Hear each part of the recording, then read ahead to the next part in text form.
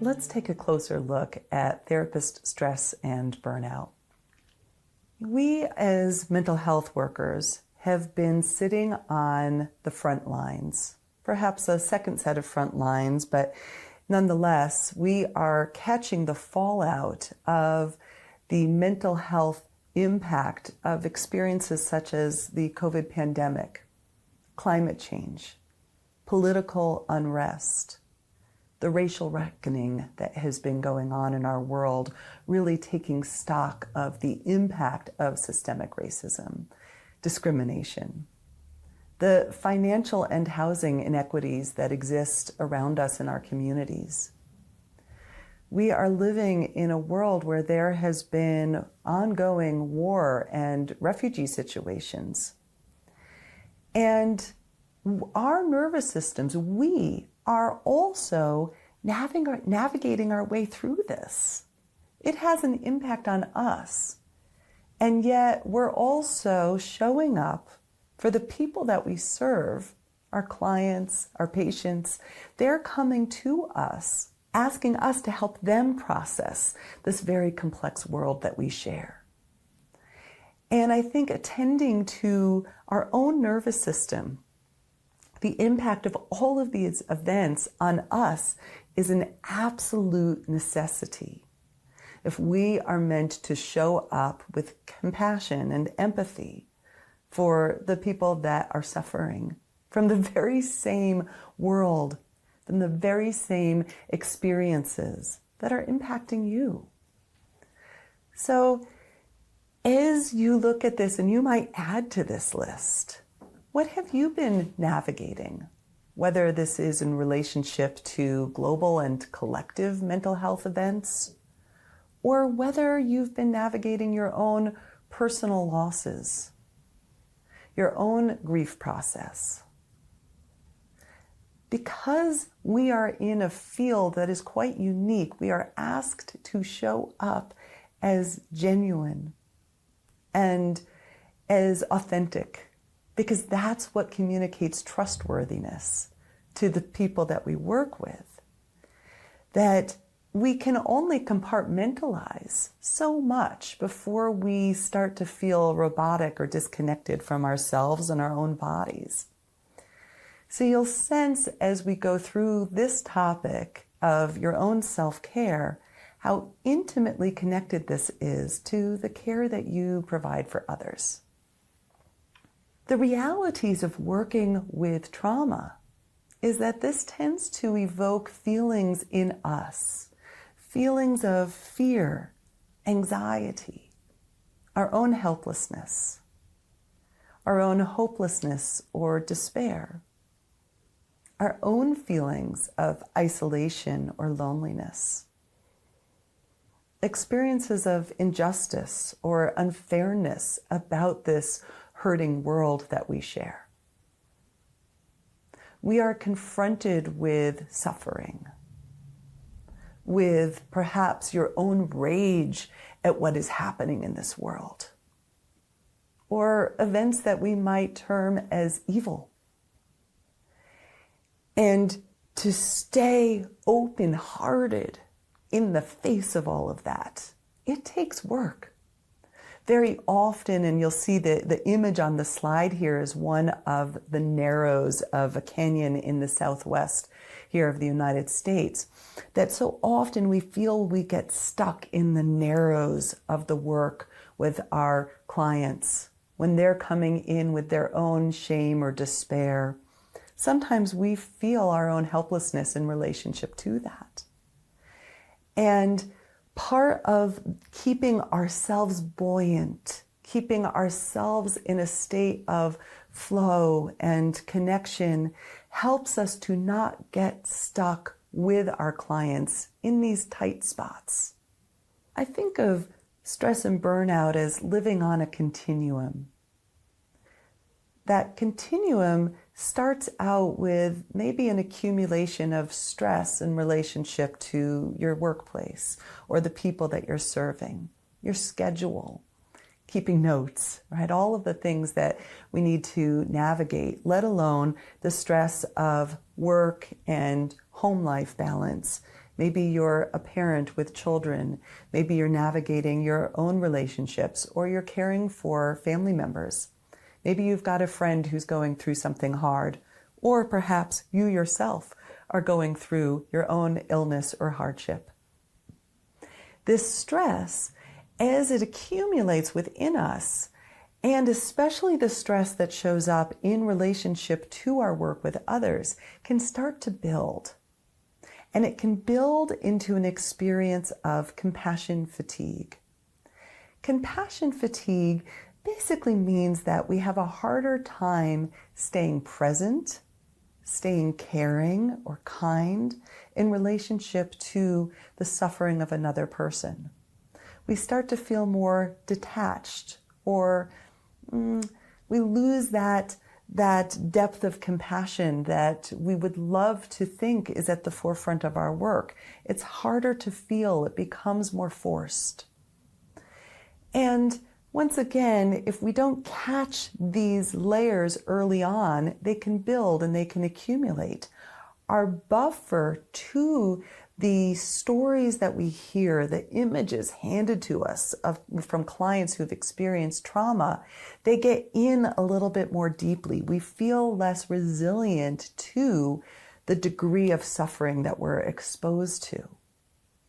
And this can start to show up within you as a kind of vicarious traumatization, where you're starting to feel some of the same heaviness, hopelessness, fear, anxiety. That is what you're working with all day long, right? It might accumulate as somatic symptoms. Maybe you're more prone to getting headaches, or you're coping at the end of the day with the stress and the trauma of the work by drinking more or eating and emotionally eating as a way to not feel. And again, if we don't attend to it, it can start to accumulate, and it can turn into what we call secondary PTSD. In this case, you might start to feel the same kinds of symptoms that clients with post-traumatic stress are feeling. Your own re-experiencing of the disturbing images or sensations. Maybe your own tendency towards avoiding places, avoiding people, maybe even wanting to avoid going to work because of the toll that it's taking on you. And then once again, if left undealt with, if we don't have ways to tend to ourselves, this can ultimately accumulate into a full-on burnout experience. And burnout is the most significant cost of this whole continuum. It shows up as apathy. It shows up as depletion. And I know for myself, having experienced burnout, that it is as much physiological as it is psychological. And what begins to happen is that we feel exhausted at the end of the day. Maybe exhausted and at the same time wired and we can't sleep. Maybe it is having such a depletion that we feel like we have nothing left to give, not to ourselves, not to our family members, not to our clients. It can even lead to such physiological responding that you feel that you've grown profoundly ill. So this is why I start this training here, because we need to change the nature of how we're approaching this work so that all of the hard work and money that you spend getting your degree, getting your license, devoting yourself to this field isn't for naught. It's not lost. I want you to come out of this with a renewed approach that focuses on your own balance, your own self-care, so that you can really be in this field for as long as you'd like to. The beautiful thing about being in the mental health arena and being psychotherapists is that We have many different roles that we can play, and many people, when we do find the sustainability to this work, choose to stay in the field of mental health up into our 70s, maybe even longer. And so whether or not you want that for yourself, I at least want that possibility for you. So what are the risk factors for this stress and burnout continuum? It's the experience of having a lack of support from supervisors or colleagues. Maybe it's working in a dysfunctional or negative work environment. Maybe you're working in a position that is not fulfilling. The lack of a self-care routine. As I've mentioned, perhaps it is your own personal stress, loss, or grief. Perhaps it's the unresolved personal traumas from your past or your own attachment wounds. And this last one is kind of key. One of the core therapeutic risk factors or therapist risk factors for burnout is working in an open, engaged, empathic, dedicated, and responsible manner. Wow. Right? So at the same time, we're wanting to stay open-hearted, and yet that puts us at greater risk. Therefore, the antidote to this is a profound commitment to your own self-care. I love this particular understanding of what contributes to the buildup in us as clinicians, and it's this term somatic resonance. It's a term that was first introduced by Stanley Kellerman in his work on formative psychology. And he spoke about, and I think it really just resonates as true for so many of us, that there are times when we as therapists are feeling in our own bodies reactions to our clients. We might feel, for example, a tightness in our chest, a catch in our throat, a churning in our belly, gripping of our own fists, tension in your jaw.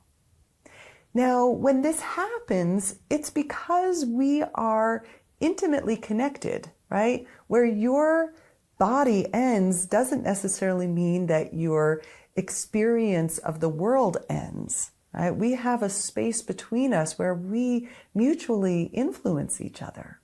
And when we're sensitive to others, we might be more likely to take on, even energetically or somatically, what the other is feeling. It's a way that we sense and feel each other. It's driven by mirror neurons and really our empathy systems that help us to feel more connected to each other. When I am sitting with a client and they've got a look of distress, I'm very often unconsciously mirroring with my own facial expression just a little bit of that worry, that concern, that sadness, that anger that's on their face. Again, it's that mirroring helps us to feel seen, helps the client feel seen. At the same time as you're allowing your own soma to take over a little bit of what is experienced by the client, we're joining them. And if you don't have a way to move that out of your body and out of your system, you go from session to session to session, and all of that begins to accumulate. Now, as we're working with others, sometimes this somatic resonance provides insight into the inner world of the client. Maybe it indicates some of your own countertransference, where the body sensations you're feeling are also not only paralleling the experience of the client, but they're relating to your material from your own life, your own history. Bottom line, once you feel this in your body or emotionally, it is your responsibility to attend to the sensations with self-care. And that's what my goal is to teach to you throughout this program and to some degree in this module, but we'll be exploring how you care for yourself the whole way through. When we look at some of the symptoms of the burnout continuum, we might find that it becomes harder to focus on clients. Maybe you're thinking about your grocery list or what you need to do later in the day. Maybe you start distracting yourself on purpose. Maybe you start to feel anxious about the work. some of those re-experiencing symptoms. Maybe you start to have nightmares related to something a client shared with you, especially some disturbing stories that we might hear, or thinking about those disturbing images or stories at unwanted times. Maybe you start to feel the urge to avoid work or avoid the things that fill you up, avoiding friends, family, or social gatherings. Maybe you're using sugar, food, or alcohol or other substances to cope with stress. You might start feeling cynical about your work. Maybe you blame or resent your clients for not improving. You might feel more exhausted, sad, helpless, or that growing apathy about your work. And it can show up as physical symptoms, such as headaches or changes in sleep patterns. So keeping all of this in mind, I'll invite you to keep attending to yourself as we move forward into the next section where we will cover the resilience-informed approach to therapy.